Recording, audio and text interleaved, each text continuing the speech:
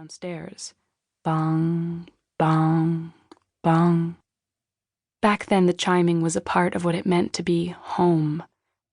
I loved listening to it in the morning, counting out the hours until everyone else came awake, thumbing through the books Aunt Irene had sent me from England where she lived now. The Ladybird Book of British History. All those complicated family squabbles spilling into death, the rise and fall of the nation. A complete set of Susan Cooper's The Dark is Rising series, which must have come from a used bookstore because some other girl had scrawled her name on the inside covers. I loved those stories for their strangeness. They offered a vision of somewhere else, the past opening up like a fairy tale, filled with wondrous happenings, signs, and portents. But that morning, I wasn't reading. My eyes were shut, my breath shallow. I'm dead, I whispered to myself. Outside the window, grackles and robins and chickadees hummed above the traffic sounds of the annex waking up. They felt so close, like they were nesting in the attic with me.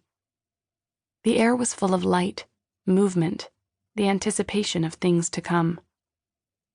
And then I heard Kira, 3 years old, toddling on her pudgy legs. She opened my bedroom door a crack. "Sleeping, Soph?" she asked. I didn't answer, not right away. I listened to her feet padding across the carpet, waited to feel her finger hovering right above my forehead, and then, like a butterfly landing, the nail scraping gently between my eyebrows. "No, Kiki, I'm playing dead."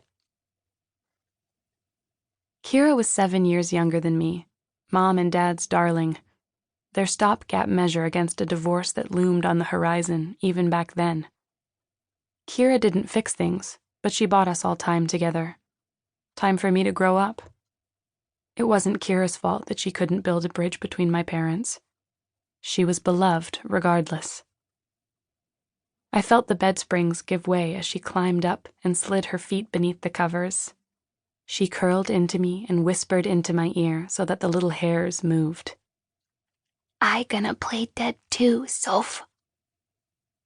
I couldn't help smiling, my lips twitching though they weren't supposed to.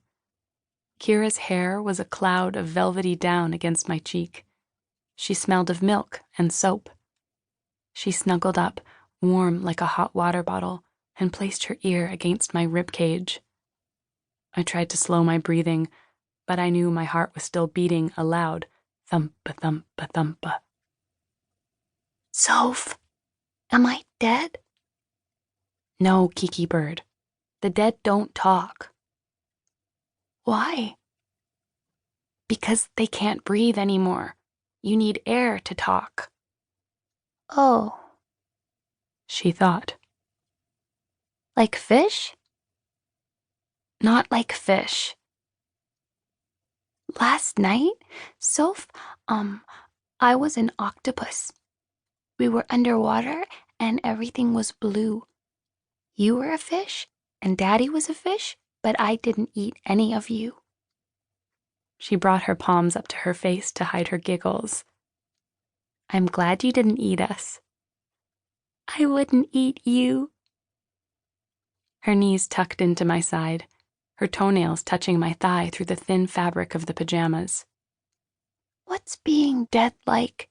she asked me. "I don't really know, Kiki." "I played too," she whispered. And we lay together, side by side. My breath went in and her head rose gently. It was the first time I let Kira play dead with me, and somehow it made things different.